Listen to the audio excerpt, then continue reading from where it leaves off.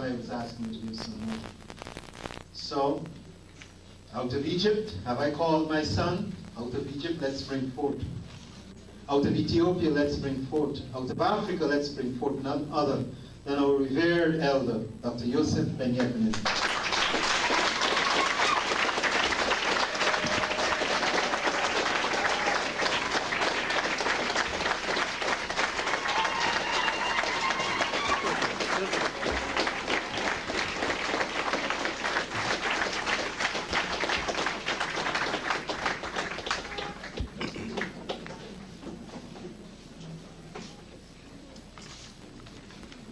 Good afternoon. You must excuse my hostness, but as you were told, because of the bad weather in Michigan, and I was running around this week preparing to bury a brother of mine, not biologically, but an adopted brother. We were so close for so many years that if we were biologically, it couldn't be any different. A brother who just passed after 6 days of marriage at 71. He had a massive heart attack. So the irony is that he married on a Wednesday. The next Wednesday morning he was dead. And the following Wednesday coming up, he will be ritualized, and the next day after, he will be interned. Many of you may have known of him. He was once the greatest jazz violinist in the United States, Mr. Aubrey Welch. He drew from professional music because he refused to allow drugs to be used in his quartet, and then went to drive a taxi and subsequently retired, but still played music for shut-ins and hospitals and so forth, and sometimes in the summer in the park and parks department. As a matter of fact, he was going to play for the group sponsoring next week's dinner at Camp Minising.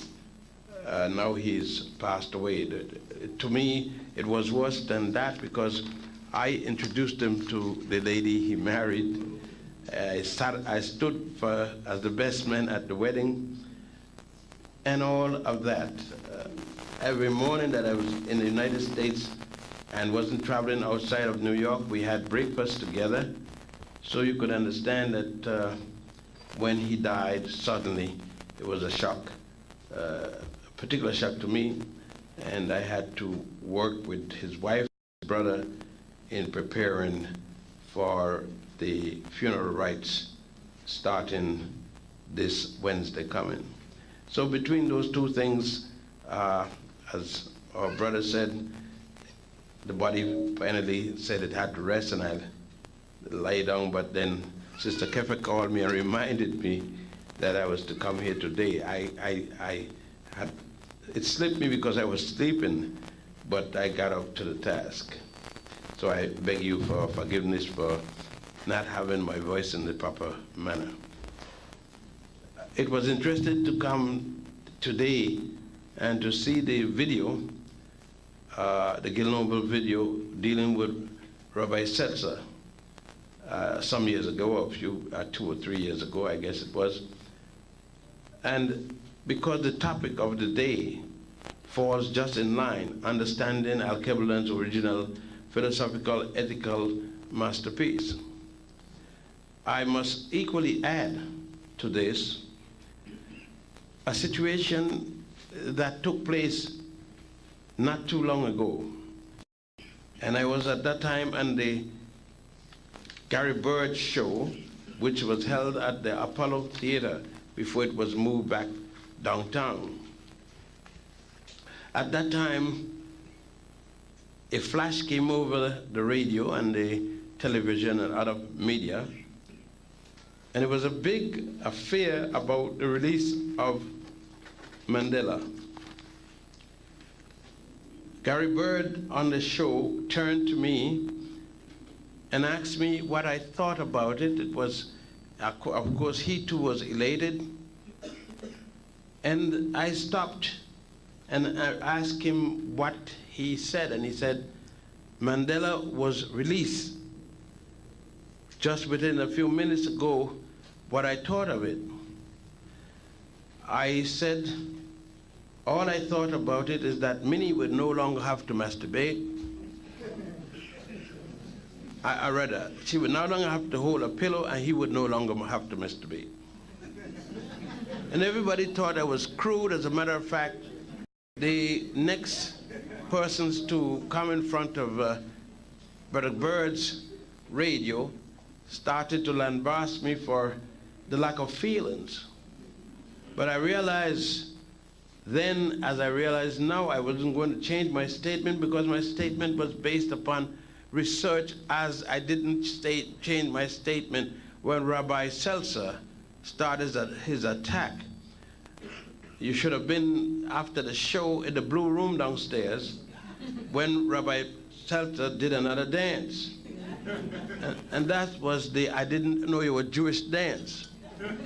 But that didn't change anything because I had already told Rabbi Seltzer what it was right there on the radio. And of course, he had another paper that he had come with, and that's why the anti-Semitism paper, which he could not use. I think that you now realize what I knew about Mandela, because you have seen where Mandela and others have signed and declare total commitment of the people he allegedly leads, that de Klerk doesn't have to give anything for the first 5 years, and in the second 5 years, they will discuss it if it's appropriate.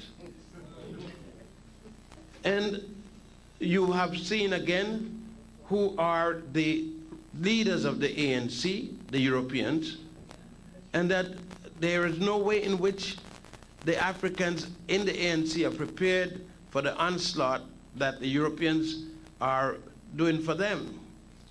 So within these aspects, one probably now will say, and I heard some folks have been telling me, how do you know? If they had followed the life of Mandela, they would have realized that he didn't go to jail for being black. He didn't go to jail for being an African. He went to jail for protecting the information of a client he represented as a lawyer, not for being an African nationalist or anything like that. And therefore, I knew, based upon the release, it had to be something very important, because the man for the PSC who was released on the same date as Mandela was in prison 15 months before Mandela and left the same time as Mandela, yet the press played up nothing about this man who died 2 weeks later after he was left from out of prison. But there were other things that I knew that made a statement I did. In the case of the rabbi, as you noticed, the rabbi was saying, yes, Dr. Ben is right halfway, and this other way, he isn't right. That the Jews were not, that Judaism didn't come out of Africa. Then he turns around and say, well, yes, there was the time with Abraham, as it said that the Jews were there. And I said for 400 years, Moses and all of them they became, if they were, and there never was anything, they became what they were supposed to be while in Egypt, and they all were born there, except Abraham and Joseph and the few other people there. We have a habit of supporting popular situation rather than correct situation. If the thing has the popularity of the time, we support it. And anyone who dares to challenge it, we do not ask the challenger, do you have facts? And then examine the facts that the challenger put forward, but we reject the challenger solely because the persons in view is popular. This week, last weekend, we had a popular situation of buying clothes. Regardless of what the quality of clothes was, we were out there demonstrating for an affair that never took place. We were out there talking about Osiris, his son, I'm using the Western term, his son Horus, and Osiris' wife and Horus' mother, Isis. We were celebrating, first we were mourning the death of the son and celebrating the resurrection of the father. We were celebrating the resurrection of a penis, a hard-on, and don't know it. When we spoke of Jesus' resurrection, we do not know that we were speaking about Osiris receiving back his penis, which had been cut off and thrown in the river Nile and eaten by a Nile catfish. It returned because this most faithful of African women, as most Africans are, and most African men cannot, most African women are, and most African men cannot understand it because their masters have already told us that black women are no good, and so we don't marry many of them, especially when we could throw a baseball or a football or some of their ball. Now, we do not examine, as I said before, and so the big fiasco went on. And had we known that the resurrection meant when Isis appealed to God Ra to give back her husband his manhood so that he can again secure for the world a good God, because he was murdered by his brother, the bad god, which you call a devil, said Typhon. And so God had given him back his penis. But the penis was given back as a dead penis, lying straight horizontally. And it is the resurrection of the penis so that Isis could come and lay on the penis and become impregnated by immaculate conception. And we carry this away. We listened to our slave master telling us that this came from Rome. I don't know how you can deal with the immaculate conception from Rome, a faggot, and then speak of it as if it had anything to do with Europe. But then I do know why you can do that, because when I look in your Bible and I look in your home, even in your toilet, and see the person you have up there, it's the same man that whip your ass every day, the slave master. I mean, whip you, whip your daddy, whip your mommy, and I know some of you already, especially some of you are new, are already sad. You said, God, what I have come into. Well, you've come into the truth for a change. And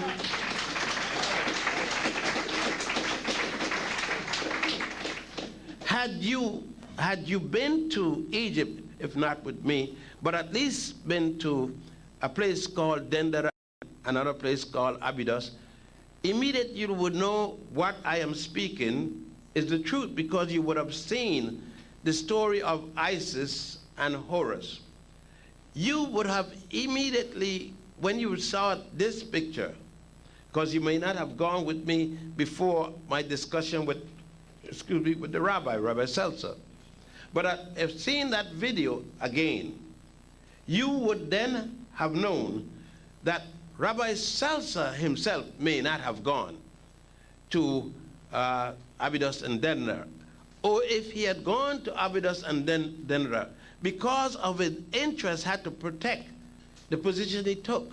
Remember that Rabbi Seltzer not only represented the ADL at that time, but Rabbi Seltzer was the president of the local Great Neck NAACP and the local Urban League.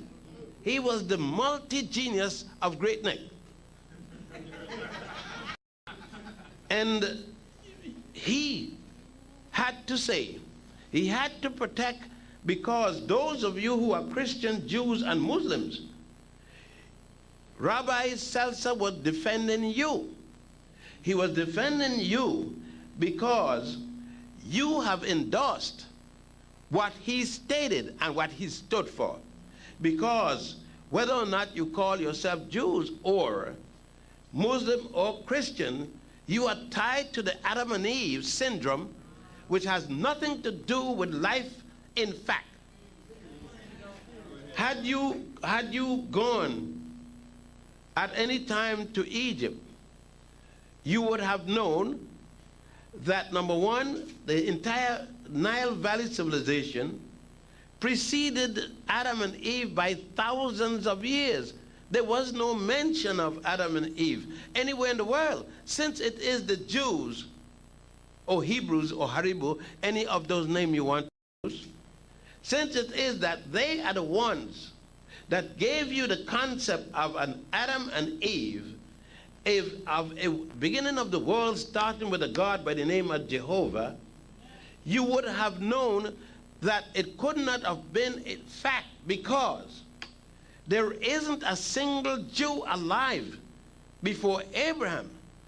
Abraham is said in your Bible, in your Torah, in your Quran, to have been the first of the Jews born in the city of Ur in Chaldea. Now the rabbi had to make a double up on that, because he said they were Mesopotamians. They know thing about them being Mesopotamian. It said he was born in the city of Ur, that's what the Bible said, in the nation of Chaldea. And at Chaldea, they admitted, as the rabbi did, was at the time controlled by African people.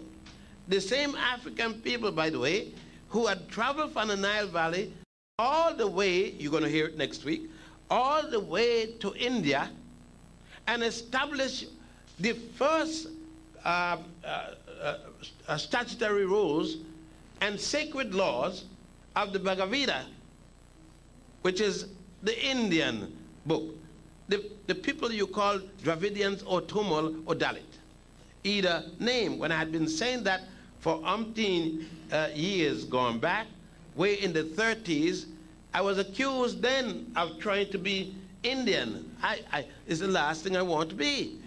I'm very happy being an African. So if obviously no one knew me much. It's just like people trying to say that I married a white woman in Egypt. I know the person who said that doesn't know me very well. So I kind of ignored that. But for some of you that I consider a human being, I felt it's necessary to remind you that it is still me, and I haven't gone crazy yet. Now, there is another factor that this title today presupposes: the philosophical, ethnical masterpiece. A week or so or more, in the Wall Street Journal, I'm getting in high places in America, a Professor Mary Lefkowitz felt it necessary to attack me because I gave a lecture at a very nice white school for white girls, where a few African women, I hope you understand how I phrase that. It's a school for white girls, and a few African women are attending there. I guess the scholarship is very good, so I don't blame them. And this professor sat there. She teaches classic. And because I said the Greek were not classical, therefore they can't teach classics, the only thing classical about the Greeks were the classical faggots. And that's the only thing, especially for most of you who are members of the Upper Dapper, Lapa Kappa Dapper Pepper. I know that I'm hurting a lot of your feelings, but I generally do that, so don't feel bad. Don't feel bad until I tell you what the whole story is, then you know that you're real Upper Dapper Lapa. Because until I could speak all afternoon, and I should not have mentioned even the word Greek. I could speak for 2 more weeks and don't reach the Greeks because they're not around yet. That goes for the Romans too. I could speak another 2 weeks and don't reach Adam or Eve, and would be still speaking what the Africans did. So when the rabbi admitted that yes, some aspect of Judaism did start in Africa, what do you mean by some? Some is more than 3. And if I got 10, some, and you're talking about 3, it's not the half. What I'm saying, that the little percentage that didn't come from Africa in Judaism doesn't make up 2% of 100. I am saying that if my mother gave birth to me, certainly my mother gave birth to me through a certain orifice, which all of you come out, not my mother, but somebody, some mother. Every one of you come through it. The mere fact that I go back into an orifice doesn't make that other woman my mother. The mere fact then that Judaism come through the orifice of Africa and then went to Asia to go into the orifice don't mean that Judaism is an African religion. And I want to make it clear for those of you who are Jewish. You said Ben Yechanan said that Judaism is Jewish. No, Judaism is a fraud, just like Christianity and Islam. It's a fraud because it does not recognize its mother. And any child that disrespects its mother by declaring she is not his or her mother is a fraud. If Judaism could say that any one of its prime members, and the first member of Judaism is Avram, he's the first of all Jews. If they could say that Abraham knew anything and wrote anything, published anything, taught anything that was contrary or before or different to what the ancient Africans of the Nile Valley was teaching, then I'm willing to succumb and say, yes, it is valid. It's a religion all by its own and started on its own. It started in Asia as an Asiatic black men's organization. You listen to Asiatic black men, because listen to it very carefully. There's a lot of jive going down by a crazy man who following another crazy man who's dead, that's saying that when I die, I'm going to come back white, and I'm going to get straight here, and I'm going to have a narrow nose, and I'm going to have thin lips. If there's a God and does that to me, we're going to have a fight. Now, he probably wants to be that way because he's no different than Michael Jackson in his thinking. Now, let me get it straight now. Let me get down here. If anyone plus the rabbi can show me any Jewish writing before that attributed to a man that said born in the city of Goshen in Egypt, and as I remind you, each time I go to Egypt, I make sure that it hasn't gone anywhere, that it is still in Africa, because the day it leaves and goes somewhere else, I'm not going there. Now, it is a fact then that we see that the first piece of writing attributed to the Hebrews is a book called Exodus, not even Genesis. Because Genesis, and the rabbi had to admit, is an afterthought.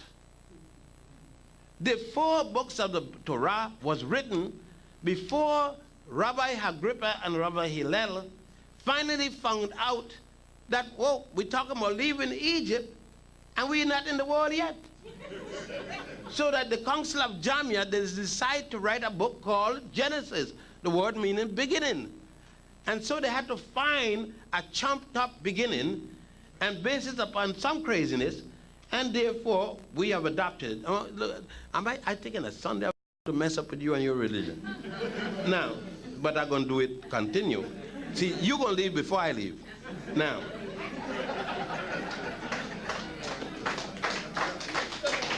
you see, the truth got a funny way to rub you, and it rub you the bad way, because most of you women here, if I say that the Bible is garbage, you get mad. But I will prove it with one other thing. The Bible got you as the one who started sin. Eve caused sin for the forbidden fruit. Now, you know, most of you believe it.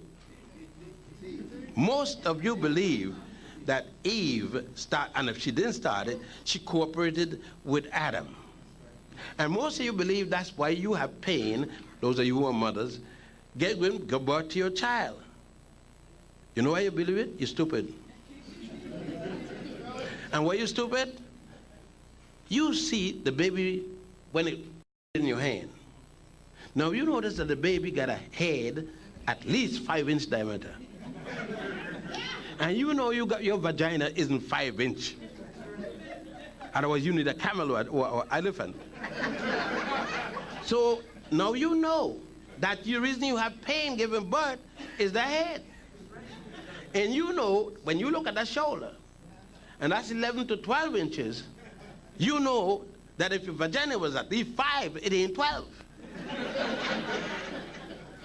Now you know definitely why you got the pain. Ain't got nothing to do with any sin. Do you see my logic there? I'm trying to reason with you in everywhere possible that you could understand the truth I'm dealing with. Now you may hear something else from the minister, from the rabbi, from the imam, different to that Friday, Saturday, and today. But you notice that they don't discuss anything, that they don't break down anything to you, because if they break it down, if they give you dates, you're not going back next Friday, next Saturday, next Sunday, and that sucker ain't gonna have no money.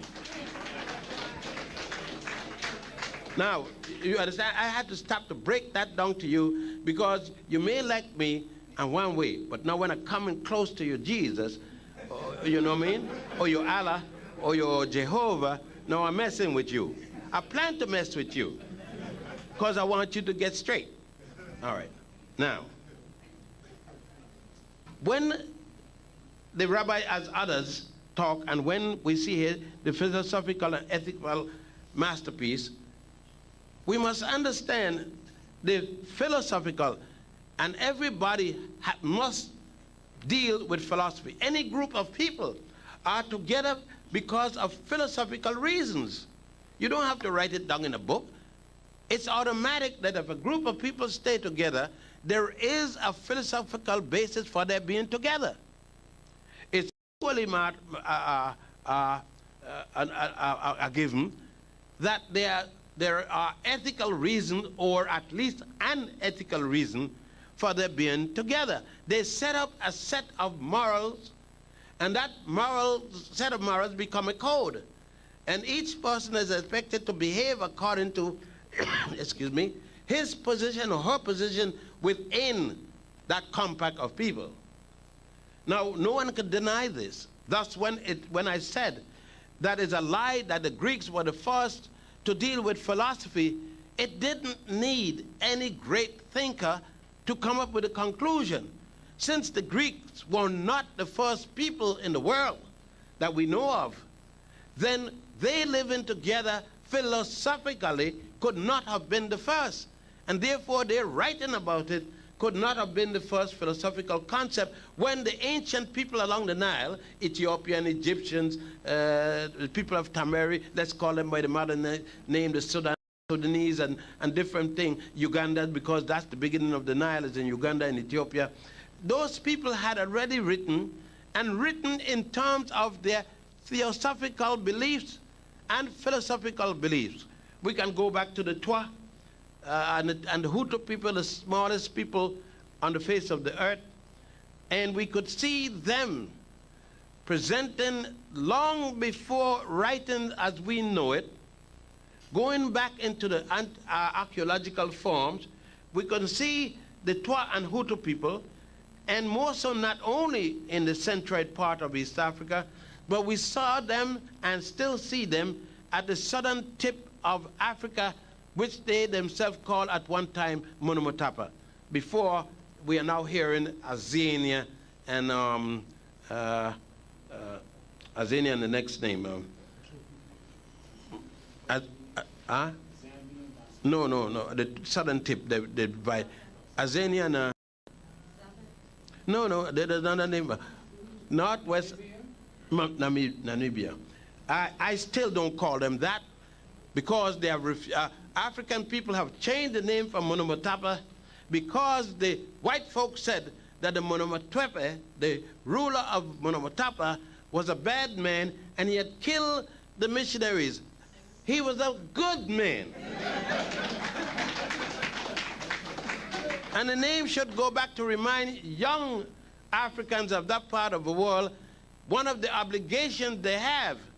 And one of the obligations they have is to learn how to kill white folks.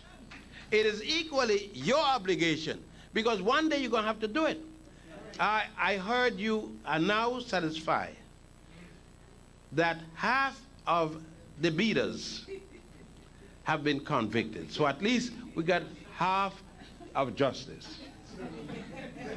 So Rodney King will get a few $1,000,000, which he's unable to spend because he's like a jellyfish, talking about we have to come together.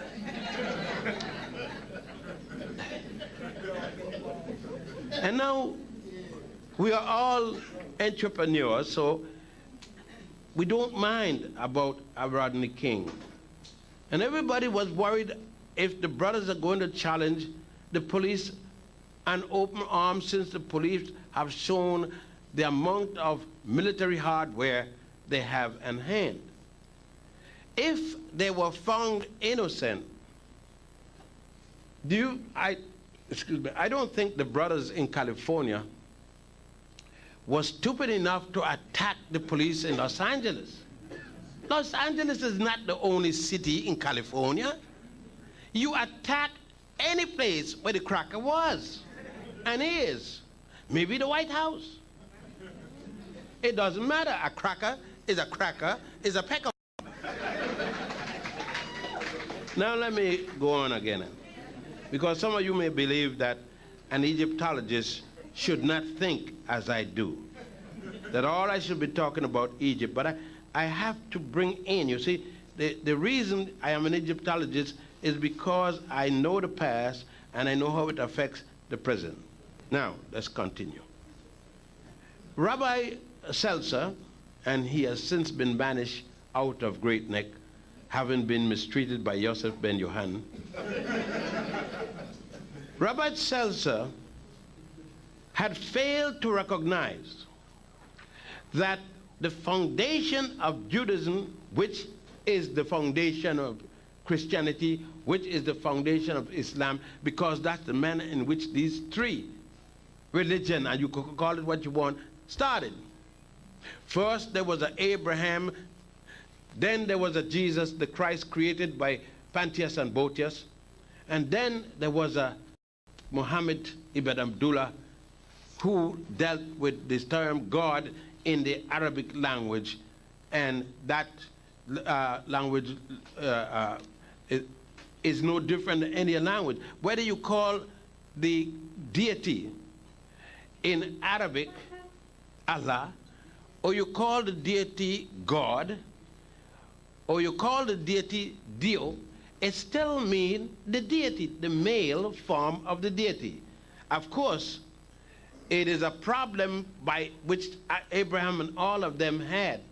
It seems as if that the Hebrews or Jews, whatever name we want to call them, had gotten afraid of their women, as they did with the Adam and Eve story. And they finally decided to deny their mama the proper place she held in world reality. She had given birth to the bastards and should have turned her foot when they were coming out and snapped their neck. But like most women, they were being kind and allowed these monsters to grow up to the point of writing a book and taking her out of it. So the Jews could not deal with a goddess any longer because they couldn't deal with their mama, much less their woman that they were sleeping with. So they had to remove the woman out of the picture, and she could no longer be the deity. In the case of the Christian, the Christian male could not deal with the woman either.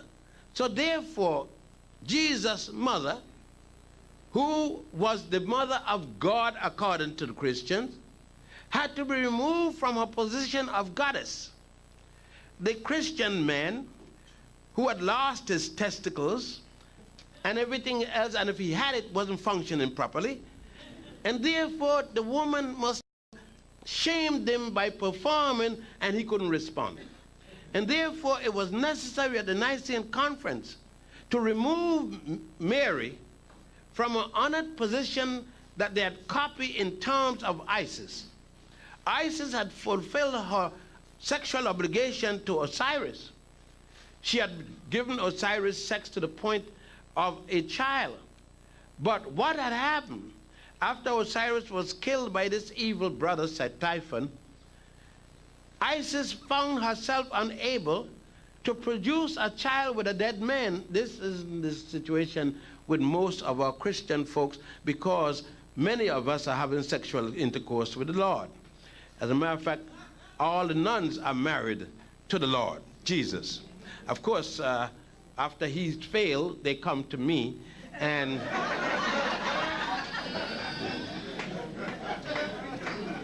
thank you.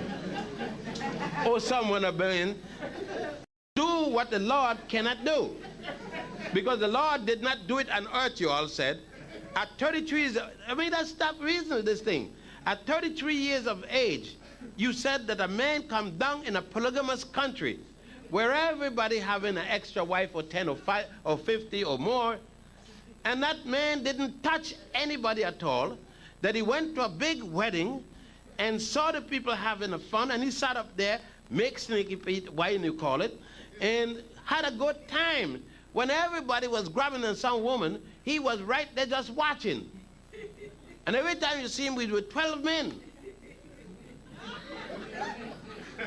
Now it's up for you to draw your own conclusion and not blame me for this. You've got to use your reasoning. Ask, if you had asked to see at least one of the 18 books that were taken out your Bible, then you would understand that that was a lie. That J.C. was going to bed with Martha. J.C. had thrown a little boy off the roof, because you would have read the 18 books, and you would have read the Aquarian Gospel, and you would have seen the other side of the life of Jesus, that your minister and rabbi, and what a prophet or whatever they call themselves, had denied you. You would have seen that he acted as a normal man. He acted as a normal man in the synagogue when he whipped asses one day over short-changing the money box. You would have seen that, but you can't see it. You're still mad. I could look in some of your face. You're paining. You're hurting. You're hurting because I'm talking about a man that had sex with that woman as your man have with you, if he's much of a man. Now, but you can't have that. Because since sex is sexual, you can't have Jesus getting laid. Because you know sex is bad. Because your sex is messed up. You believe everybody's sex is messed up. So J.C. couldn't have had sex. Yet God made the penis and the vagina. You know, if sex is bad, God is responsible for it. He made Adam with clay and whatnot. And he attached a penis to Adam. Obviously, it was at least half Adam he made before he put the penis on. Because he got to get, either whether he come down or go up, at midsection he slapped the penis in there. In the case of Eve, he must have done it the same way. Even though he took the flesh from Adam at Robert Adam's rib cage. I mean, you know, you're getting mad. But am I correct? Is my reasoning logical? Is your belief logical? I mean, look at yourself. You don't have to take off your clothes now. Just think back this morning how you look. And see if I'm not describing the way you look. Right? All right. I mean, then you know I'm right.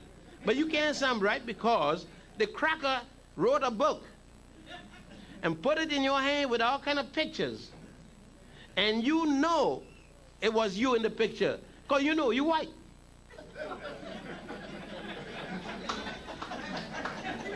Now, understanding this clearly,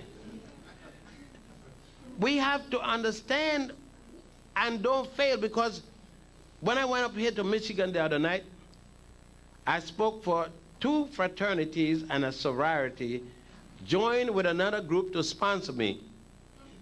And I told them when I got there, I said, I'm very, very happy that you all brought me, but you all ain't going to feel good about me when I leave. Because I'll have to talk with you and them Greeks and them freaks. Because the truth isn't varied by virtue of the money in the collection plate. The truth is the truth irrespective of who sponsors me. And you're going to hear it. And then I told them this, I was brought there to speak, listen to it, a conference of black male on white campuses. And the conference had at least 30% crackers. So I asked them, what are these crackers doing in here? This is a conference for black males on white campuses. And I see all of these cracker women. I said, are these your women? I don't know. I'm asking. I didn't say the word. And I asked, which one of you white women going with this, which black man in here? That put a little chill in the community, because a few of them didn't want to know who they were going with, so they couldn't deal with it. But anyhow, the thing that happened to people is that we are accustomed to all of these frauds. And when the fraud hit us on our head, we cannot make the change. And we condemn the person who comes to us and say, here, there's a fire. See, the smoke didn't come by itself. The smoke is coming from a fire. Let us search for the fire. And you who are dealing with the smoke said, no, it is smoke, but no fire. This is a special smoke. It comes from a white man. And if a white man said there's no fire, even though there's smoke, there ain't no fire. I came to you to explain that the reason we can be lulled to sleep with a half decision in the Rodney King case is no difference than we can be lulled to sleep Friday at the mosque, Saturday at the synagogue, and Sunday at church.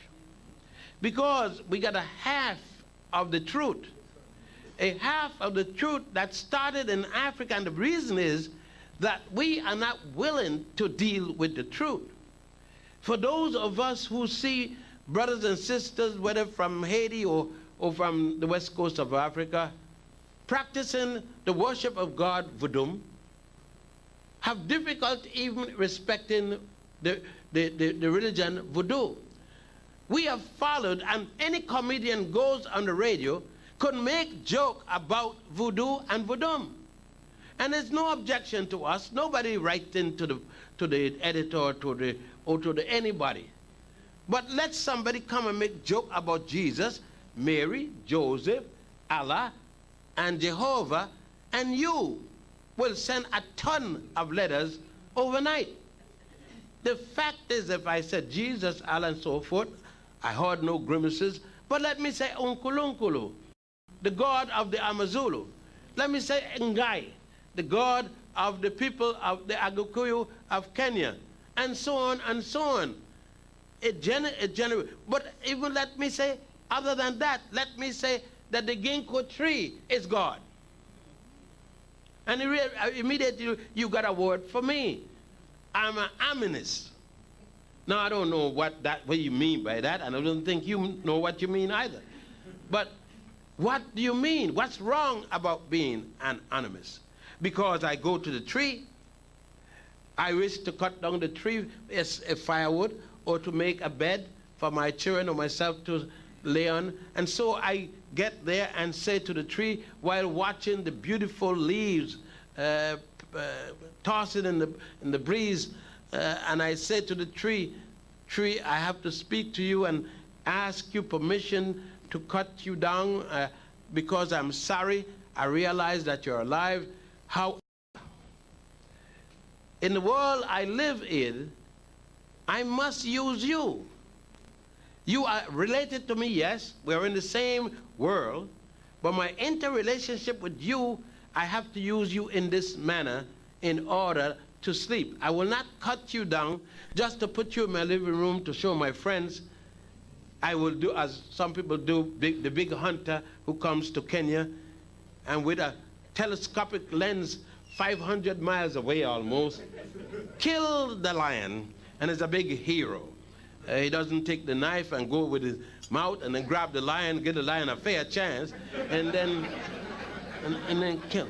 But now I'm talking to the tree, and I'm saying to the tree the reason, and you get there and say, look at that stupid man. He's talking to a tree. Well, I'm talking to a tree that thinks better than you do, so your Bible said he looked like a man, but he walked like a tree. That's what your ministers tell you. But is it a literal fact, or is he saying that a man looked like a man, but I walk like a tree? I don't move, I shake, I roll, I move, but still I'm steady. My both feet are standing at the earth at the same place. In our case, we are moving, but we are worse than the tree. We are worse than the tree because now we are talking about ecology.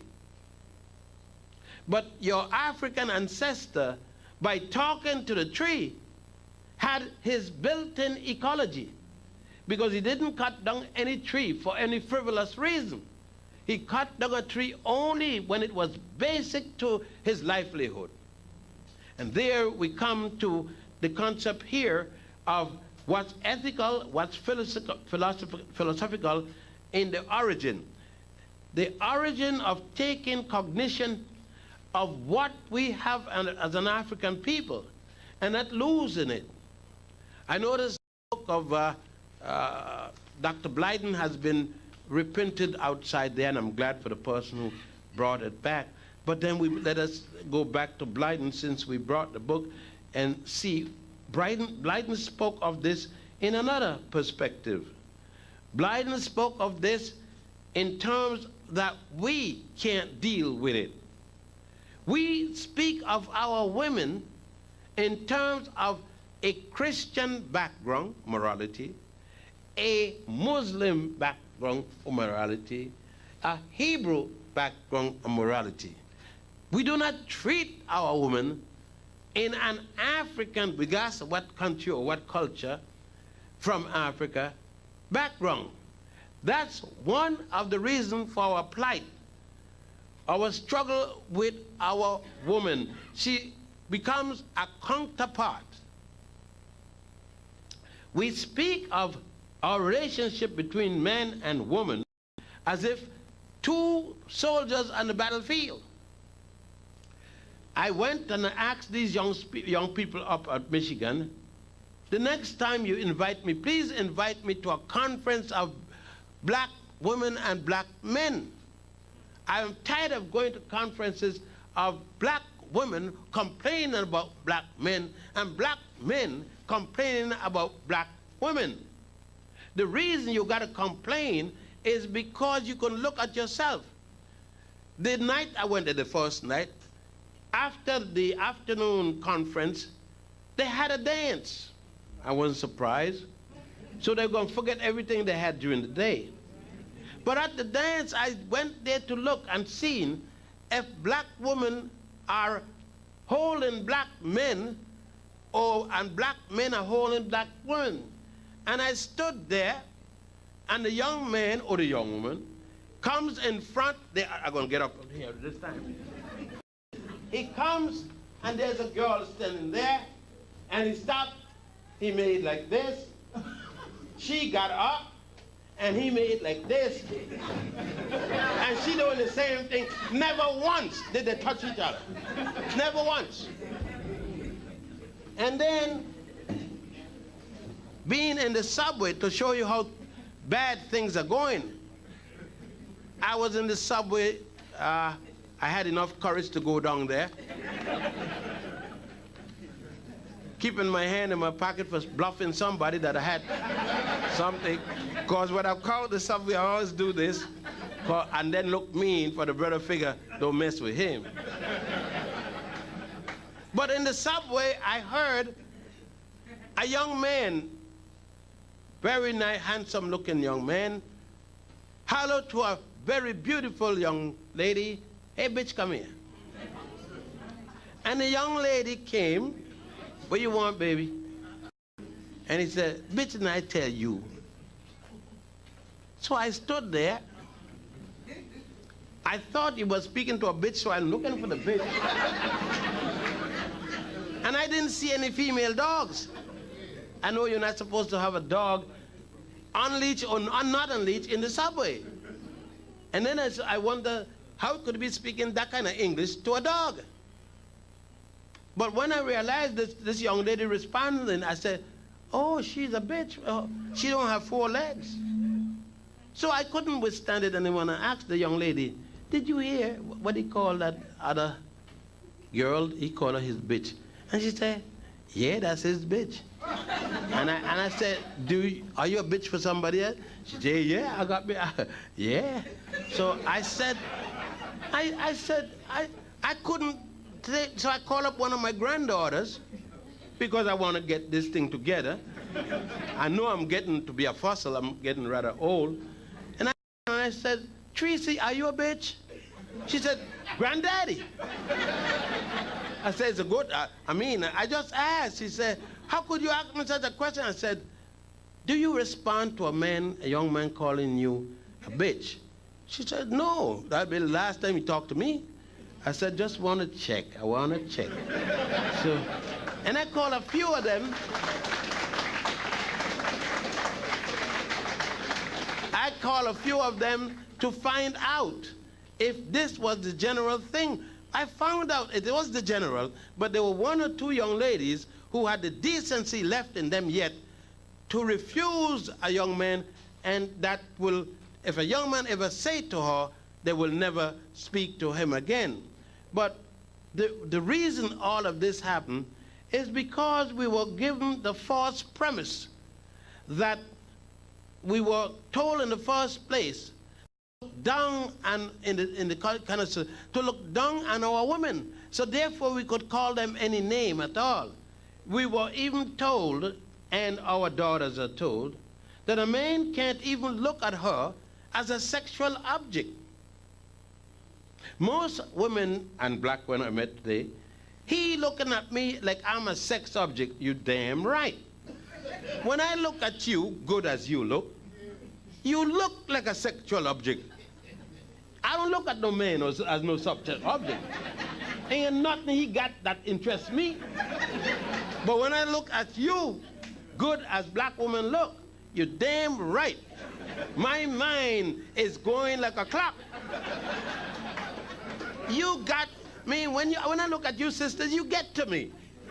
I don't know about these brothers, they may be sick with some problem, you know, that need a urologist. But even at 73, I get turned on when I look at the sisters, and that's any one of you, even if you're with your husband. But I got a control mechanism that said, "Dung boy, you got to behave yourself." But I still, you see, anytime you're going on with this sick European woman, that their husband look at them as a piece of furniture, or they go to buy a new dress, and the dress and them, you know, so they come in to tell you, and you fell for it, that if the man, a brother look at you good as you look, then he ain't supposed to see nothing sexual about you. Then why should he talk to you about marriage? Ain't nothing sexual. You want a marriage with a faggot? You want to marry celibate? I mean, then you need to marry a Frankfurter.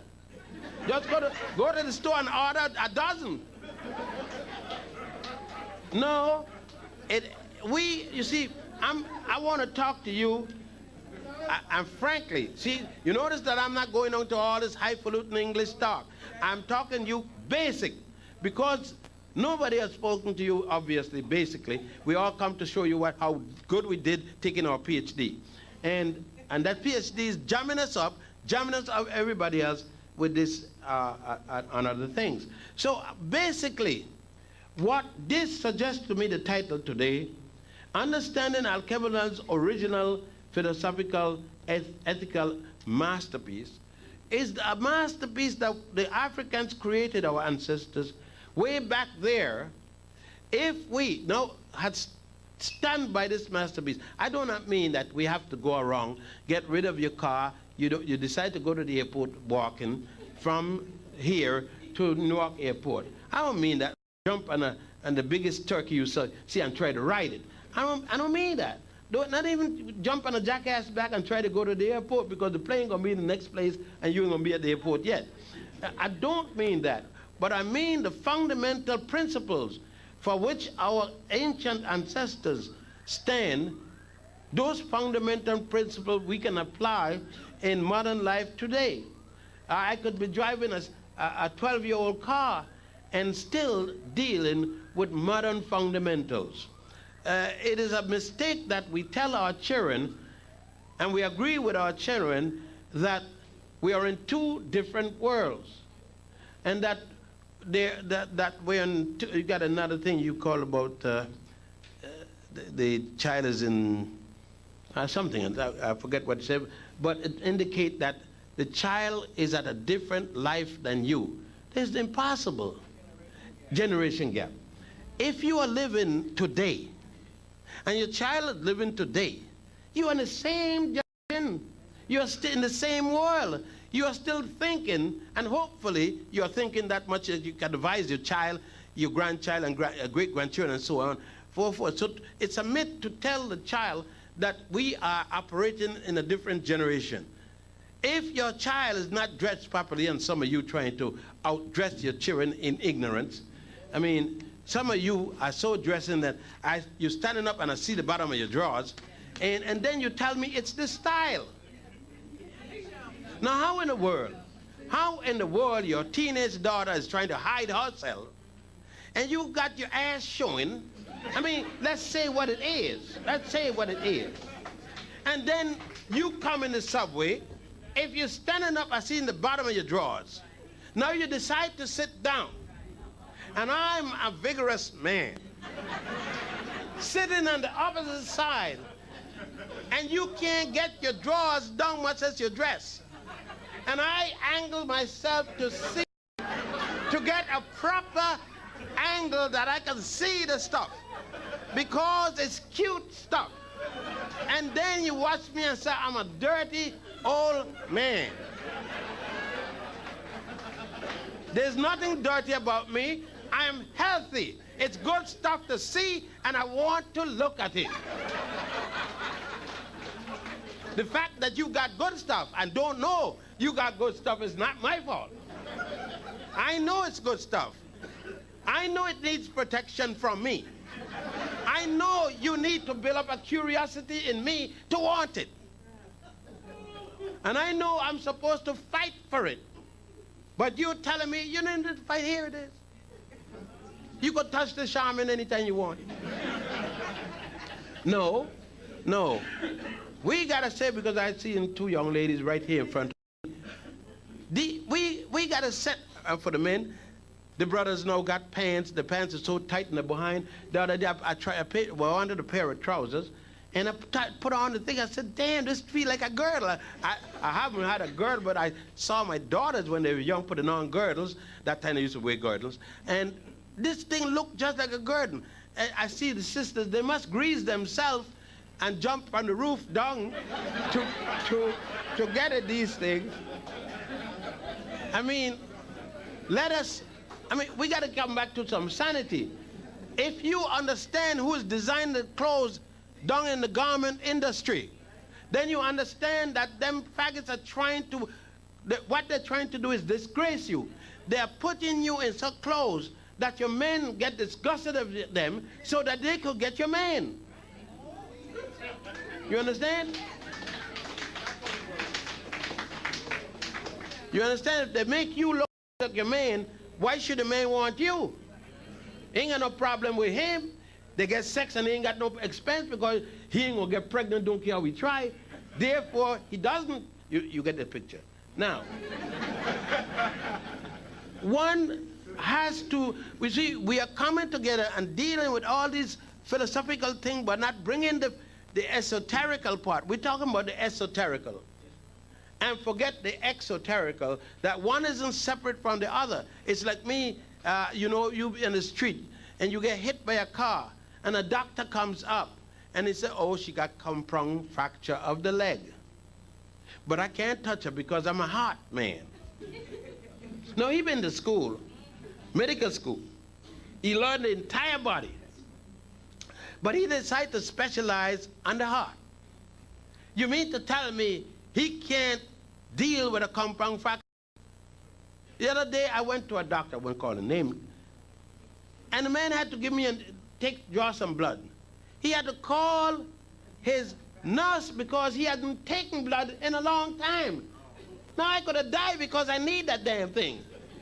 What kind of a doctor has reached to the point that he can't take some blood? He's lost that skill. So it meant that all he could do is handle a heart. And that's what I mean, is that we have modernized, with quotation marks, ourselves to the point that the ethics, the ethical mastery, the ethics within even medicine. Can you imagine me calling Imhotep and said to Imhotep or his mother, or any of the physicians there, or any of the physicians who left us medical treaties going back as far as 2000 before the Common Era, and say to them, you know, a man is down the street, a woman is down the street, she broke her leg, she has a compound fracture, and he said to me, no, I can't handle her because I only deal with the heart. And talking about the heart, we have to stop dealing with the heart as an abstract. I love you, young ladies. You don't love nobody with your heart. You love with your mind. You understand? Let your mind do the thinking. When you love with your heart, that's when you get in trouble. Because the heart doesn't love. It has no capacity to love. The heart is a muscle, the biggest muscle in your body. And its only function is pumping the blood. That's the only function. It is a myth to say, and I don't care what book it's written in, you love with your heart. No. We must we're dealing with the reality. You call, brother come to you and act not brotherly and persist in misbehavior. You then use your mind and reject him outwardly from the mind to your lips and tell him what has to be told. Don't wait on your heart to do anything, because you're going to be pregnant before the heart say anything. Now, these are things that we need to know. And we need to know them by virtue of the certain respectability I need to call on. And this I have not seen. I had to speak to some the brothers and sisters up at the conference, because I had seen a few sisters at the conference and they were pregnant. And there's nothing wrong with pregnancy, and there's nothing wrong with pregnancy when you're young. My mother was 19 years old when she got pregnant with me, but there was something else besides the pregnancy. My father had paid her the proper respect, and therefore he had won the rights for the most gracious thing she had, heaven. You see, my father knew that heaven wasn't someplace in the air beyond where the airplane goes. My father knew that my mother had heaven, and his mother had heaven. And heaven is the place that all of us came from. It is so my father addressed her with a proper respect for her to give him the authority, the key to the doors of heaven to enter. Now, what is that proper respect? Which I am not seeing. Today, my son and my wife, after 4 o'clock, are on a boat. Left Florida on its way to the Bahamas and other places. My son is getting married to a young lady on the boat. They're having boat and the honeymoon and everything like you. You say, well, why I am not there? I have other obligations, and my wife is representing me. But why is he marrying this young lady? Is the young lady pregnant? No, that's no reason to marry. That would be the last reason to marry, because somebody pregnant. You marry because you have a certain feeling for a woman, and your economics is correct. You see, he's got a very good job. He should have had a business, but he got a very good job. She has a very good job. Now that's logical basis for marriage. You can't be no job, waiting on mama and daddy, and you so much in love that I got to marry. You ain't got a pot to piss in, no window to throw it out of, and you gonna get married. Huh? Now you said, as long as I love him and he loved me, you can start together like that and die. No, I told my son, if she's good enough to lie in bed with, then she's good enough to marry. You're not doing no heaven and God and nothing like that. I told my son, do not lay in bed or the ground with what is not good enough to be a wife. So that if she gets pregnant, now dealing with the possibilities, because there are possibilities. If when you're laying with her and she gets pregnant, you ain't got no problem marrying her, because before you lay with her, she's good enough to be a wife. So then if there's an emergency, you do it voluntarily. Her mother or father don't have to talk to you about it, because you start out respecting her, knowing that she has the capacity and quality to be a wife. Now, if she doesn't have that, masturbate before you lay with her. Because you don't want your child being born from any and anything. You understand? And if she's not of the quality that meets the standard of your family, then don't touch her. You understand? Now,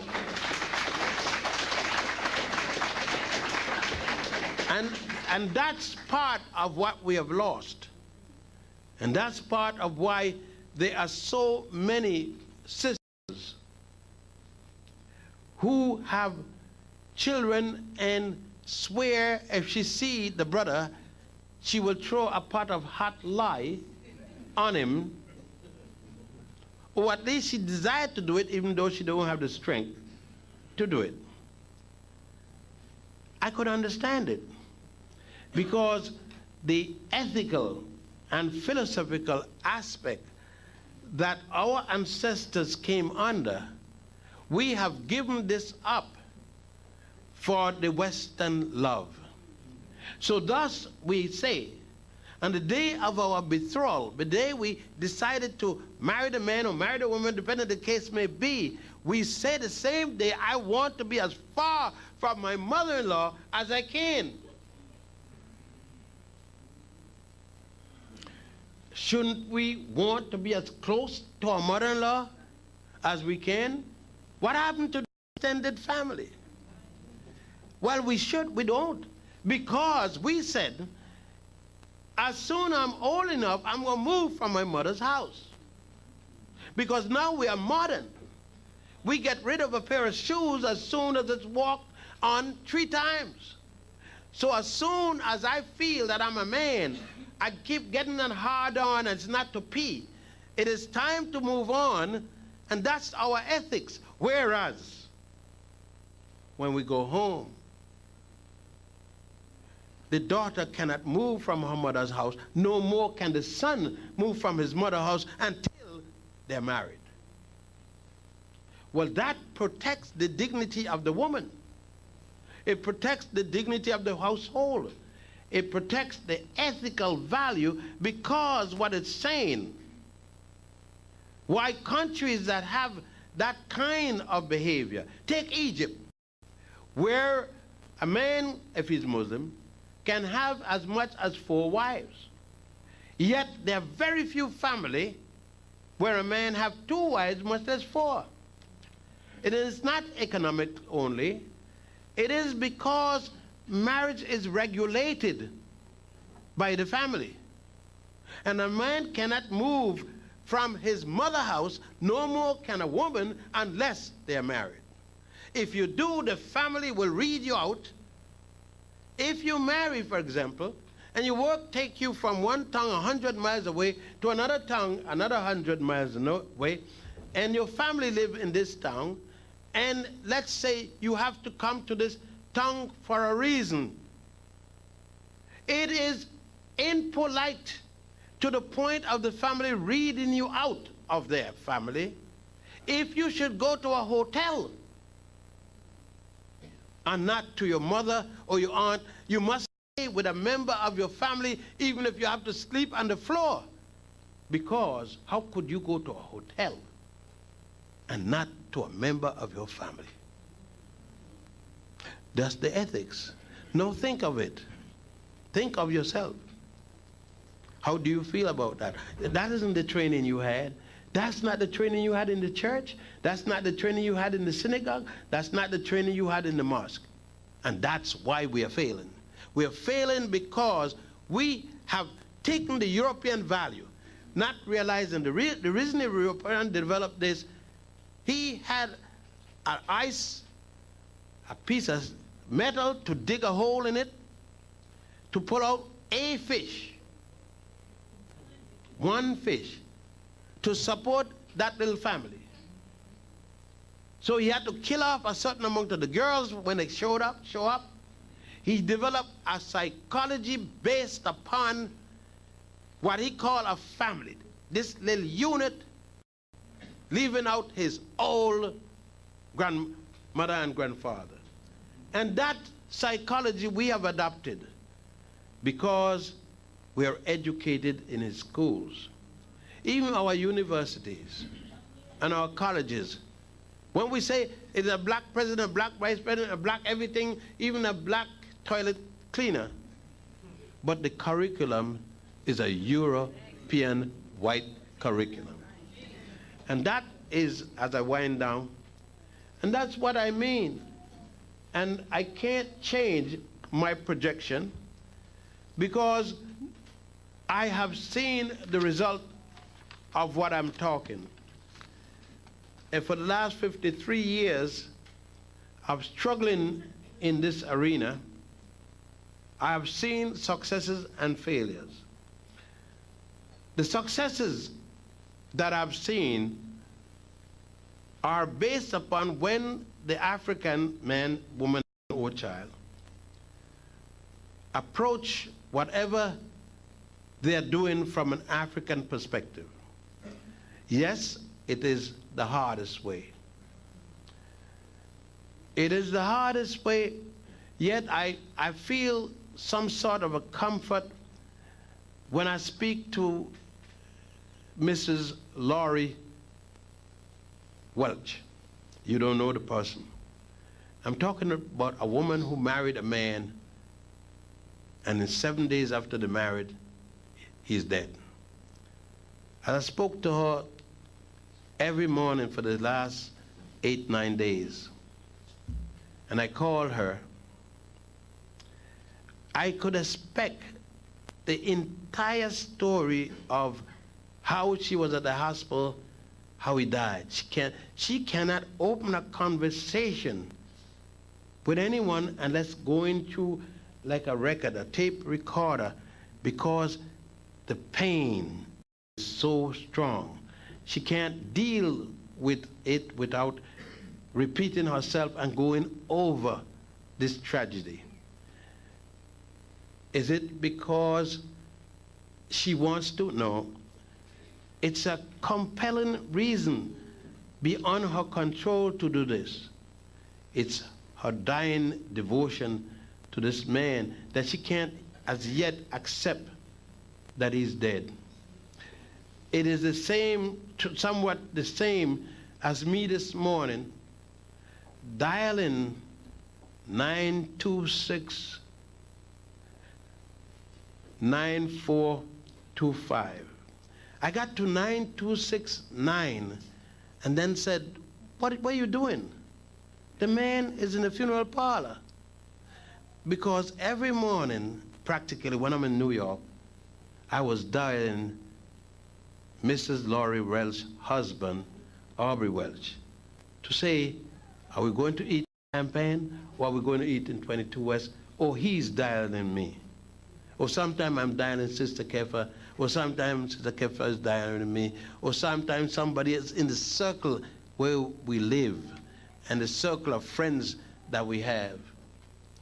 And in the circle of friends that we have, the reason the pain is so much is because there is an aspect of African reality that we have gone back to. There's an esoterical base to the way we live. Some of us demonstrated by the African clothes we wear and other things. Some of us demonstrated by our behavior pattern in public to our sisters and brothers and to our loved ones. And some of us demonstrated in other ways. But to me, it is most important that I live a rigid African life. Yes? 53 years, and it has had some economic deprivation. But the beauty and pain I feel give me the love Mrs. Laurie Welch feels. Though she feels this love for a man who is now lying in the funeral parlor, the love she feels for her husband is no different than the love I feel for the work I'm doing. Because you cannot separate the esoterical feeling from the exoterical reality. Love is expressed, and it's hard to give one definition of the term, but the love for one's people is like the love for a mother, by a mother for her child, or a woman for her husband. For in either case, one is willing to put one's life as the ultimate price.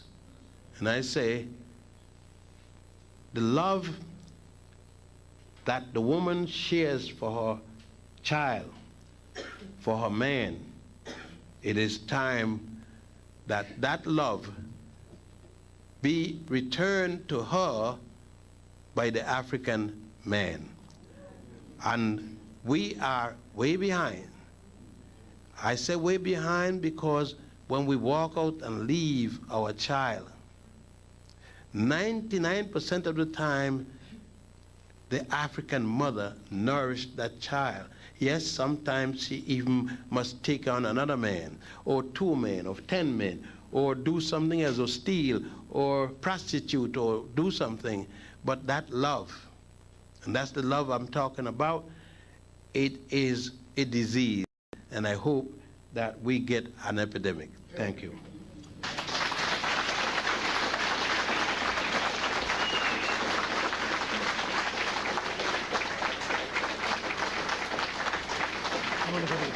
No, I went before.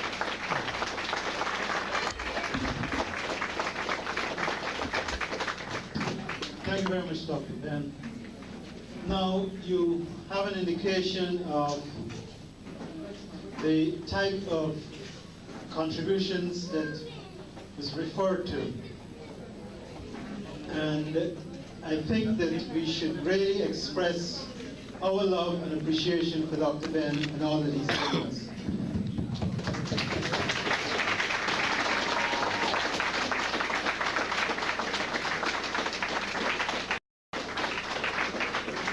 For the sisters and brothers who came in late, are the sisters and brothers from Philadelphia here? Did they come? No, okay. For those of you who came in late, sisters and brothers, your attention please. For those of you who came in late, we would like you to know that you can make a donation to Dr. Ben. Most of us did. So just in case you came in late, we don't want you to feel left out. We don't want you to feel neglected. We would like you to make a contribution. Just make sure you leave it at the table before you exit. The announcements are, next week, First World Alliance, Mount Zion Lutheran Church, 145th Street and Convent Avenue at 4 p.m. Brother Velo Namale will be there, lecturing on the Dalits of India. Sunday, he will be here at 4:30. And sisters and brothers, would you kindly keep it down, please? And we'll ask you to make sure that you make a special effort to be back here, because you will see the continuity of what Dr. Ben has just shared with you. The other bit of information I have to share with you is, in whatever fighting goes on in Egypt is between Egyptians and Egyptians. Egyptians who are fundamentalists, and Egyptians who are Sunni. And that is at a very mild state. Let me give you an example. In Israel, the statement is that every 15 minutes, some sort of explosive explodes, and most of the time, somebody is killed. That's every 15 minutes, every day. In Ireland, it's about every half hour, somebody is killed. But nobody suggests that they don't go to Israel or Ireland to visit. The crime rate in Egypt is less than 0.5% among 55 million people.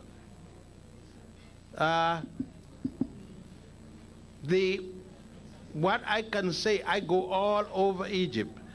Just the other day, 2 weeks ago, I took my travel agent, Alken Sharifa, to Egypt from one end to the next down in Aswan, so that people could see the safety.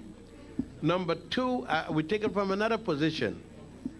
The fundamentalists have no argument with black people whatsoever. The argument is with the European, and even so, there is no major violence. You can go, for instance, you go in Egypt, you go to Cairo, to the American embassy, and they got a list of countries to be careful when you're traveling.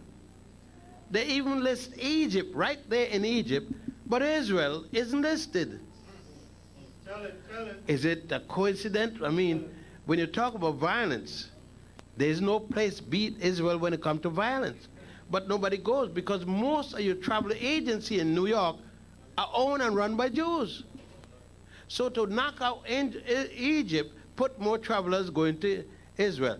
You can see by the carloads of people from the Bible Belt goes to Israel, and a handful will come from Israel to see the pyramids. And the pyramids are the least of the things you want to see. Yes, the pyramid, especially at Khufu, is a magnificent structure, big, colossal. But that's a minuscule of the things you want to see. You want to go to the Valley of the Kings, you want to go to Dendera, Abydos, to see the basic things that we need to know. And I suggest that I would not encourage you to come. You know why? If I thought there would be something wrong, I wouldn't encourage you, because I'm on the same trip. I may be on the same, I will be on the same bus. If we had 3 buses of people, I'm going to be on your bus because I move from one bus to the next. Anybody could tell you. And I sit on your bus, and heaven knows I have no desire to die now. So I wouldn't be there if I thought that it was going to be unsafe. And that goes for anyone. I think that you're safer than going in the subway. Much, much, much safer. Dr. Ben, would you kindly explain to the sisters and brothers about the fact that you do live in Egypt, so you know what you're talking about? Oh, yes. I reside in Egypt. I spent about 8 months of the year, when you count it, in Egypt, and the rest between here and elsewhere. And I have residency. So I am living the dual citizen life. Anybody else could do it, I'll do it. And I see it. I could give you some statistics. For example, there's a rape mentioned in Egyptian papers, maybe 1 rape in every other week or month. 1 in the whole country. But you know what happened? And the rapist is generally found. If he's found by the police before the family catch him, he's dead immediately. The police catch him, he's dead after the trial. So they're going to shoot him in the morning and bury him before sundown. What is a rape?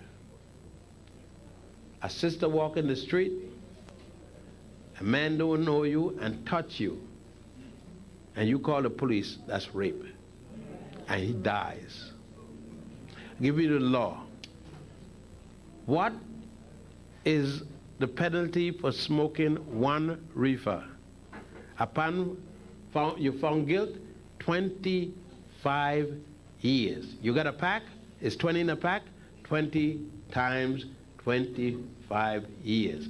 No time for good behavior. You don't need that good behavior because you get 20 to 25 years. And the point is that when they got you, they're going to get the pusher.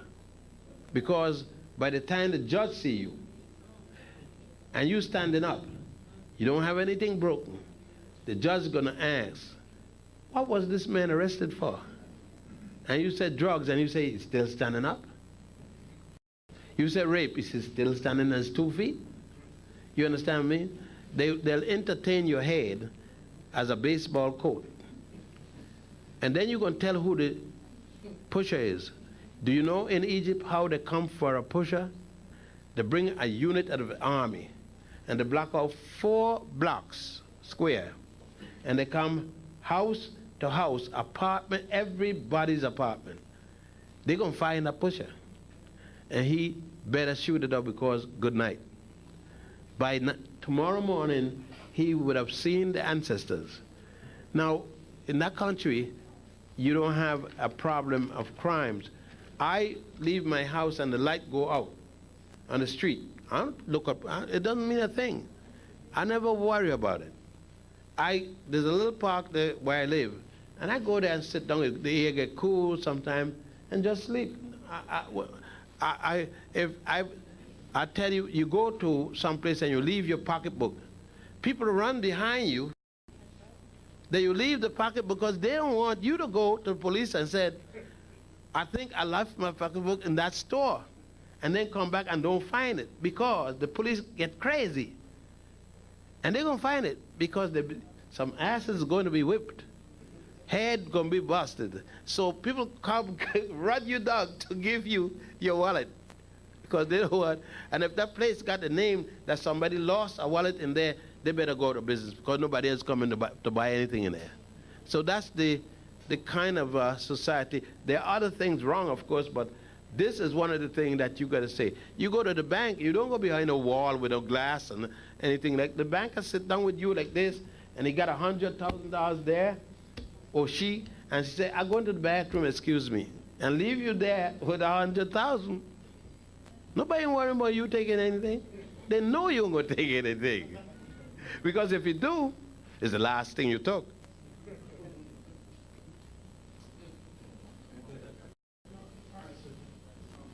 Hotep. Hotep, sir. good that you came out. It's good to see you.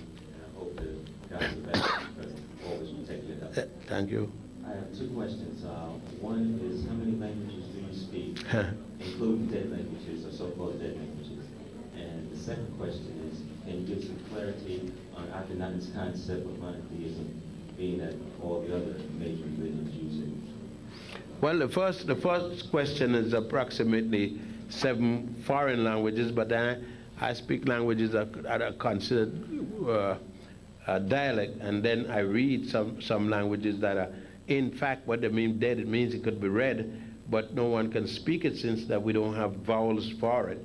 And a good one would be what you call Medunecha. Some people going around saying that they speak in Medunecha. That's just what it is. You can't speak it because there's no vowel. The European added some vowel to try to, communicate with each other. And there are more than one such language, and there are many languages in which we have not, no one seems to have decoded yet along the Nile and elsewhere. The second part of your question was, Akhenaten. Well, monotheism, the difference, there was always a monotheistic religion in Egypt. What happened is, in the case of Ra, and Ra is much more like what the Christians, Jews, and Muslims have. The Christians, Jews, and Muslims say, "Thou shalt have no other God before me," no other God before Jehovah, no other God before Christ, and no other God before Allah. That was said already for Ra. There should be no God before Ra. The uniqueness of Akhenaten is he did not say no other before me. Those two are saying you can have any God you want, but I must be first. Akhenaten said no. Akhenaten said there is only one God. That's the distinction. They didn't give room for any other to be less than. He just said there's only one God, and his name is Aten.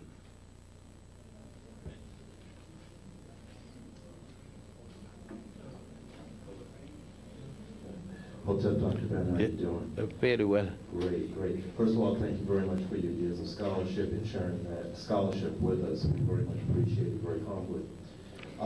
Question I'd like to ask you, to assist me in my arguments.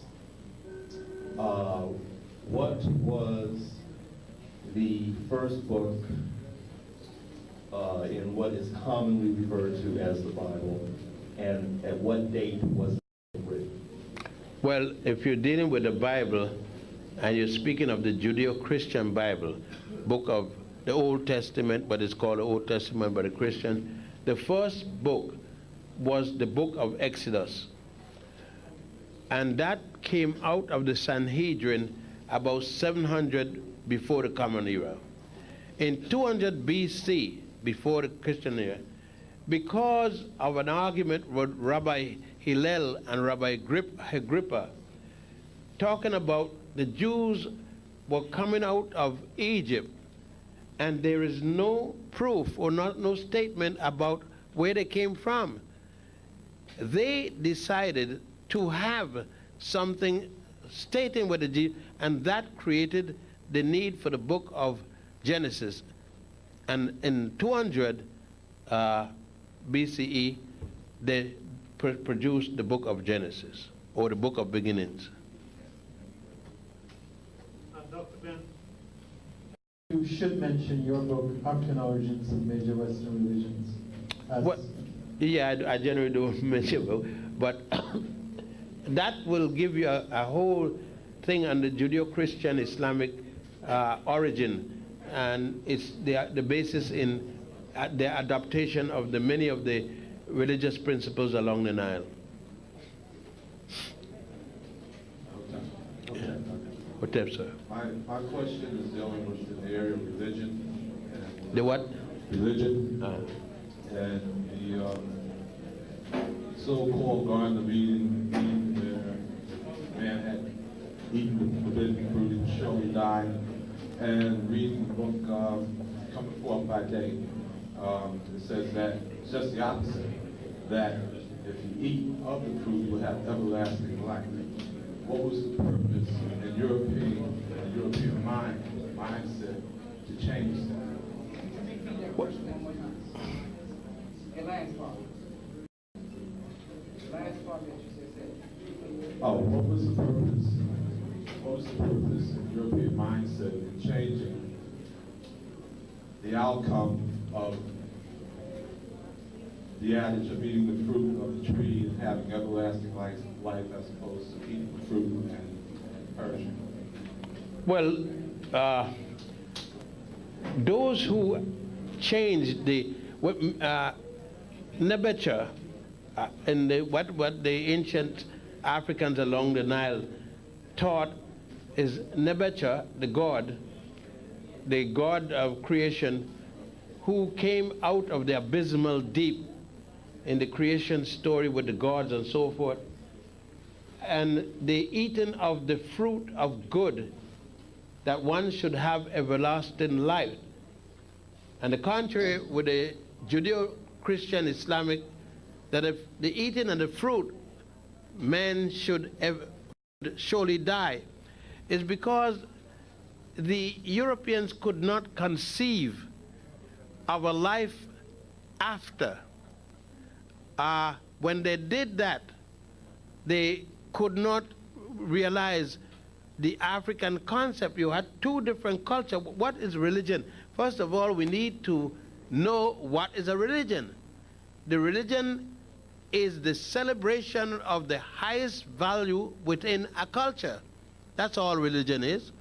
You take a culture and your greatest expressions are kept, codified, and that gives you your values of your God or goddess or your deity.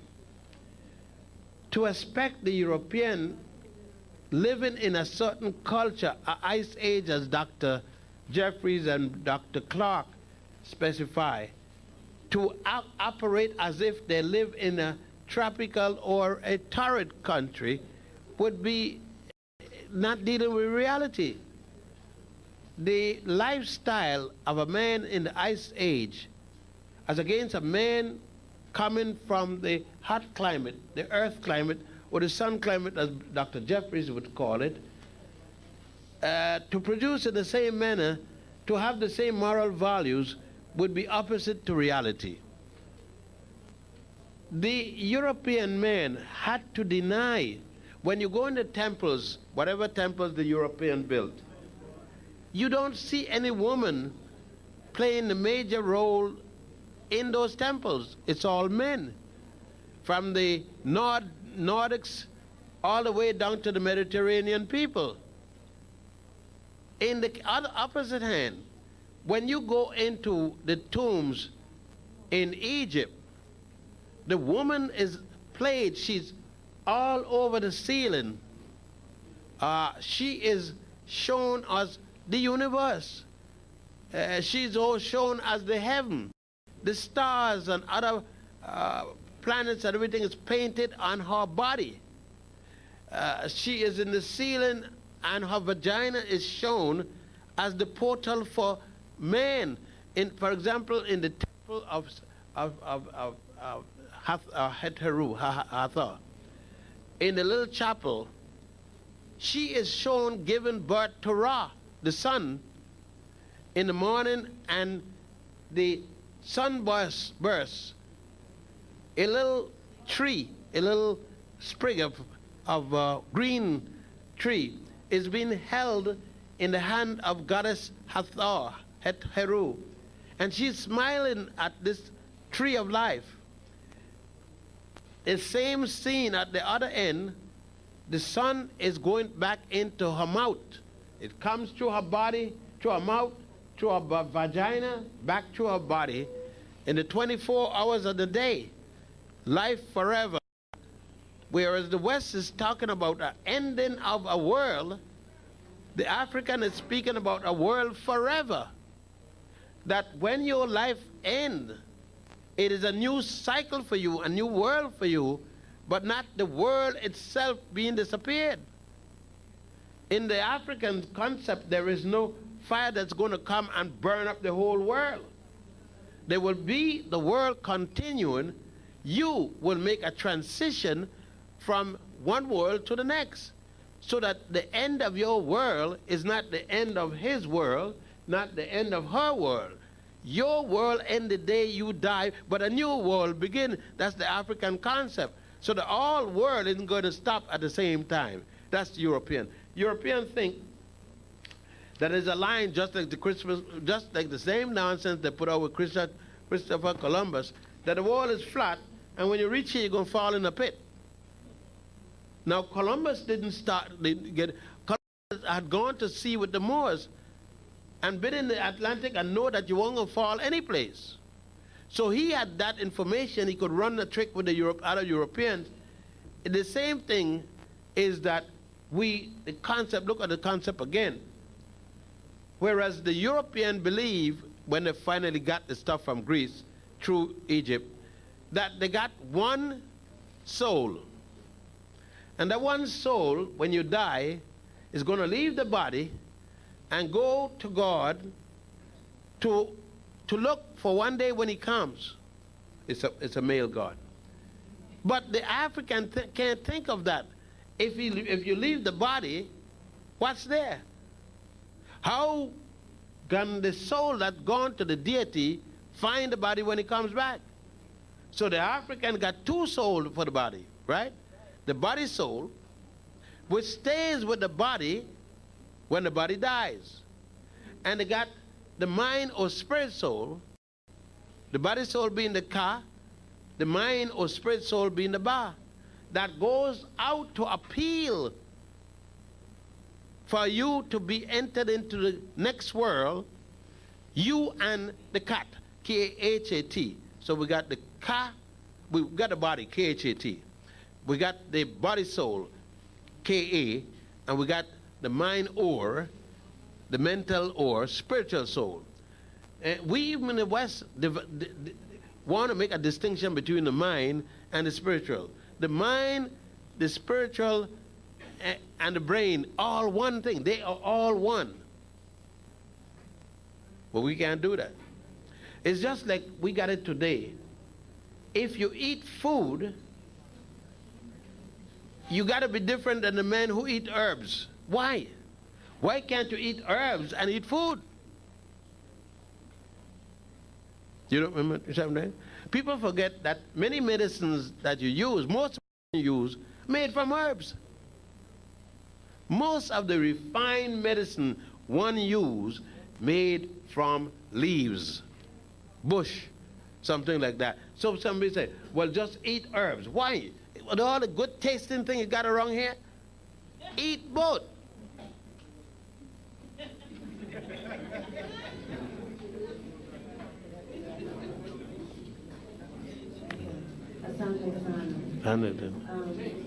My question is about the Asiatic black man. We didn't come from Africa. We came from a place, Panagia, or it's all one. Pana who? P-A-N-A-G-A-E-A, Pangea. Thank you.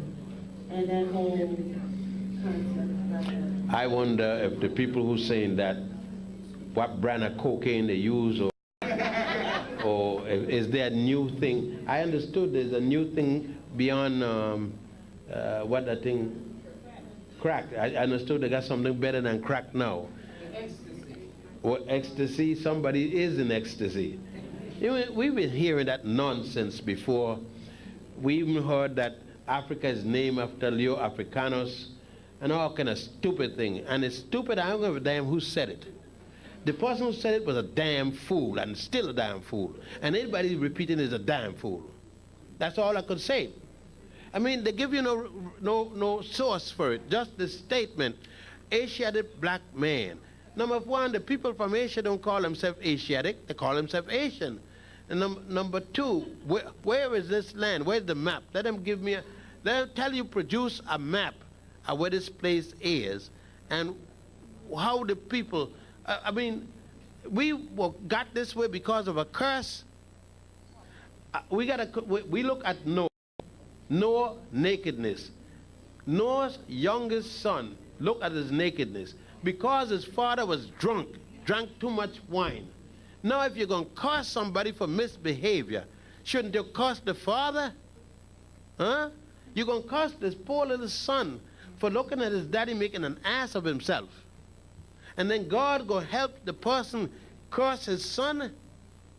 And then the two sons who going to complain to the father that the little boy was looking at him, sick little boy, they ain't looking at the mama. I mean, the logical thing would look at mama. If you're going to look at somebody in the family, you will look at mama. She looked different. There's a possibility there be some action there. But looking at daddy, unless you're the first faggot in the world, but the boys went back and covered their father. They walked backwards without looking. Now, how the hell do you know where he's at? And how you going to put the sheet down and cover the man backwards unless you're an Olympic acrobatic form? The worst of the story is that after the flood, and they went on Mount Horeb, and the water subsided, Noah came out of the boat, plant vine, grapevine. Before nightfall, they had gotten grapes, mash the grapes, make the wine in less than 1 day.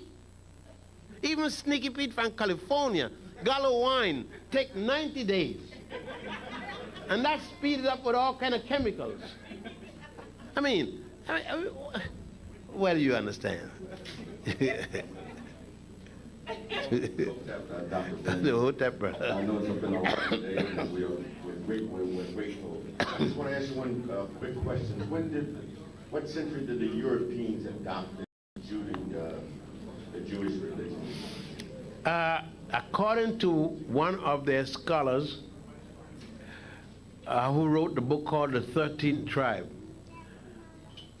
and there's also a book called Are the Jews a Race by Kotsky.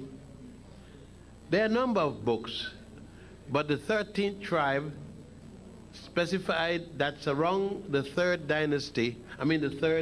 century in Europe, that the war between two warring groups fighting, that the Jews, a small group of people, Khazars, in Eastern Europe wanted no part of this and adopted the Hebrew religion from Hebrews coming from around what we call Palestine today.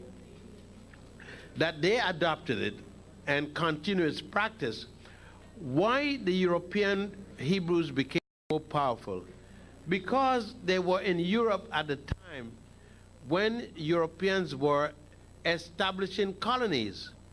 And they went out as colonizers with every other group. Let's take for instance, why do you think the name Abraham is so popular in Jamaica? There was Jewish slave trade. Why do you think the name Fuente in Puerto Rico? They had Jewish slave master that came out of Spain. All Medina. These are former Jewish names. Even though most of these people are now Roman Catholics, they were formerly Jews who converted to Roman Catholicism during the Inquisition and all these kinds of things. We forget that those of us who are members of the Church of England is because we had English slave masters.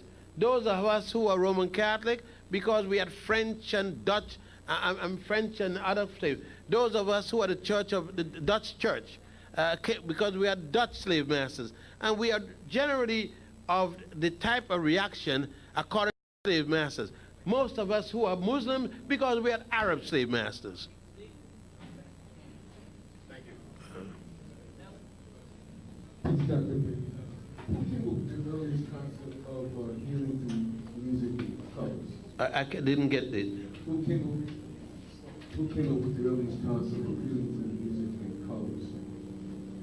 colors? For someone, I think the mic.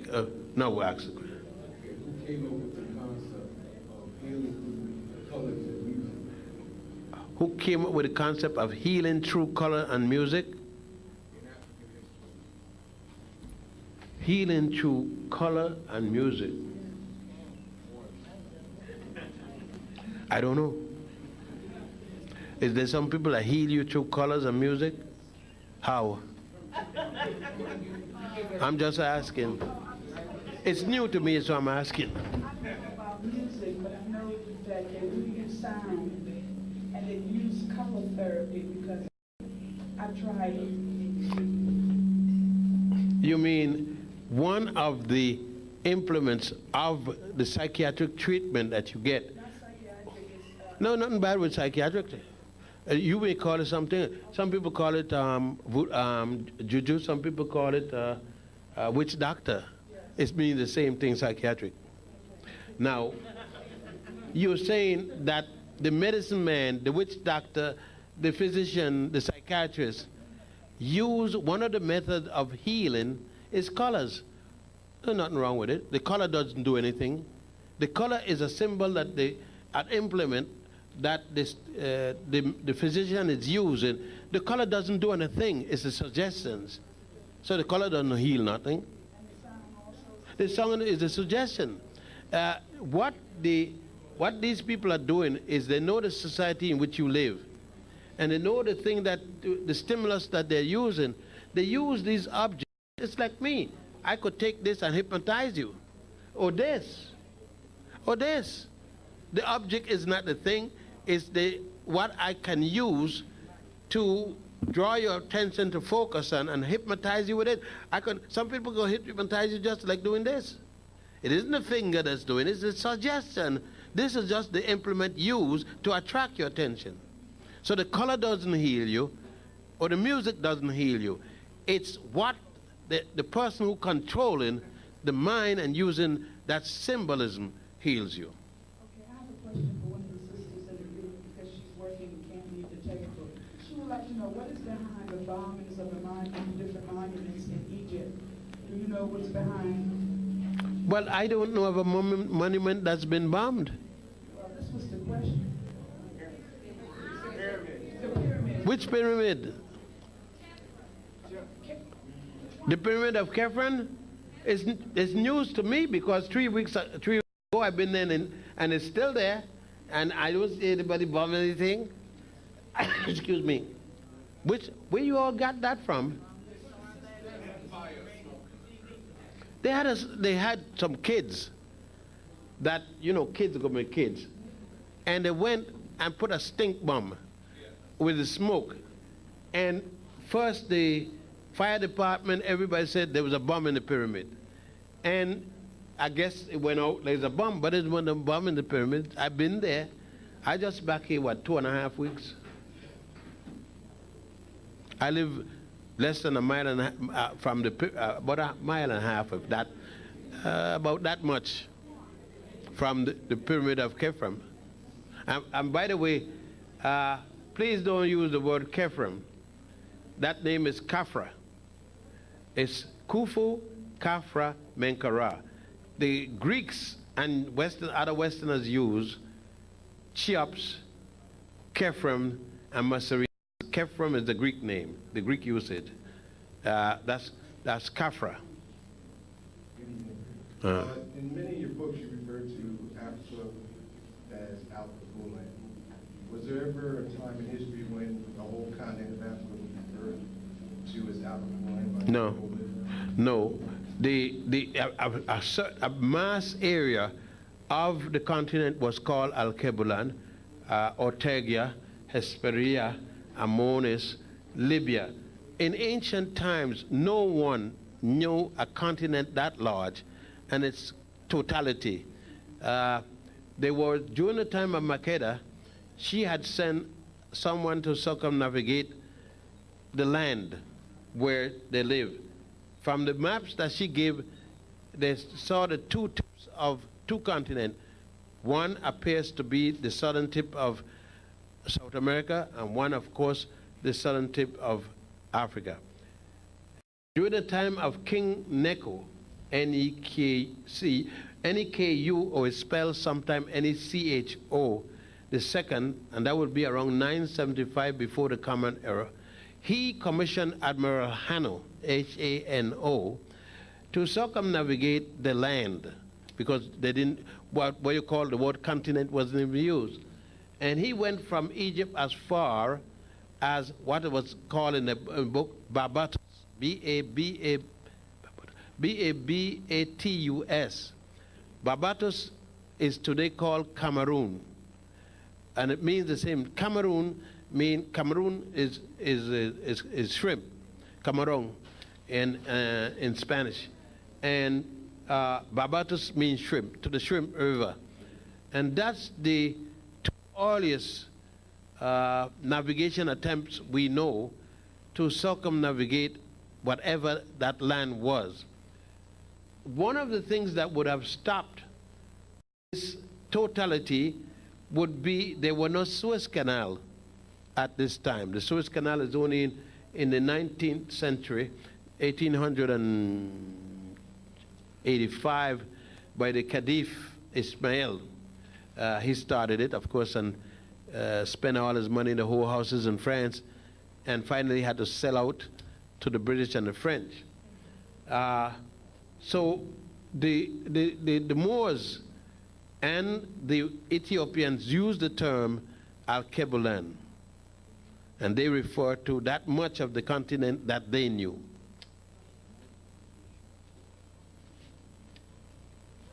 Yes, Dr. Van, there's been a lot of talk about the unfairness in baseball. Jesse Jackson spoke on it. A lot of unfairness in baseball. Jesse Jackson, Hank Aaron, Jesse Jackson had a protest. Do you think that the blacks in baseball should boycott? They do. Would this have any effect on the economy? I mean, the blacks in baseball has to realize they don't own baseball. And you're going to have the same racism in baseball you got in anything else. The racism in baseball is no different than the racism in the church, the mosque, the synagogue, or in the in the White House. Excuse me. There's one thing we got to accept and learn, at least.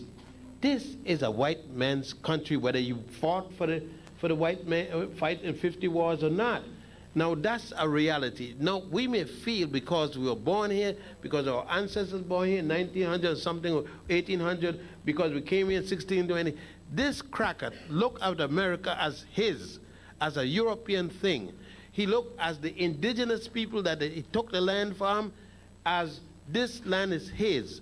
He looked to us that way. We refused to accept it, but he. Now, until we're ready to beat him, to kill him, it's going to stay like it is. And we're not willing to kill him. We're willing to kill each other. And until we stop killing each other and kill him, then we can start talking about changing. You got umpteen congressmen. We got one senator now, one woman senator, I think. Nothing in change. And nothing is going to change because you see, I can have all the senators making all the laws. One, take what the guy at Chrysler, Iacocca. Iacocca right now could call Clinton direct in the bedroom, laying down with his wife. He got a direct call right in there. Jesse Jackson, Jackass Jackson, any Jackson want to talk to Clinton, he's going to get the secretary to the secretary to the secretary who got to call the administrative secretary, who got to call the personal secretary, and he may get him today. Understand? What I'm saying, they got numerous crackers who got a direct line into Clinton's bed much less the bedroom. And they could get him anytime they want. There is no one black man anywhere in America, and that go for Colin Powell. And he is in charge of war. And he can't get the president. He get his colon. Sisters and brothers, I just have one other announcement. Wednesday, April the 21st, there will be a trial. This is a sister, Barlamina Owens, who was brutally beaten.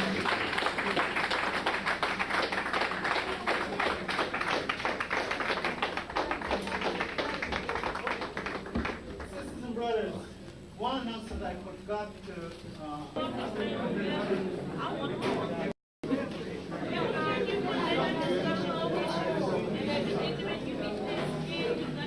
read nobody. He ain't slap nobody. He ain't read nobody. In your little section. You know.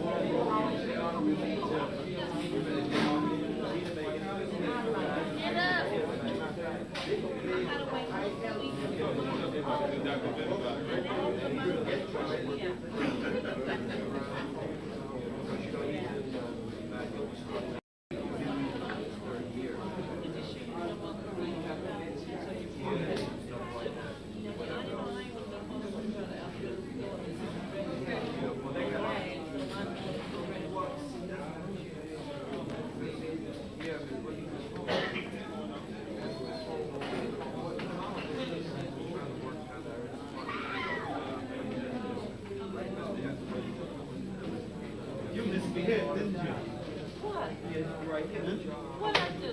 You know you did. I told you as you going. You like Oh, you know me. I can't. No, I don't. I can't take it. I have to holler. I know.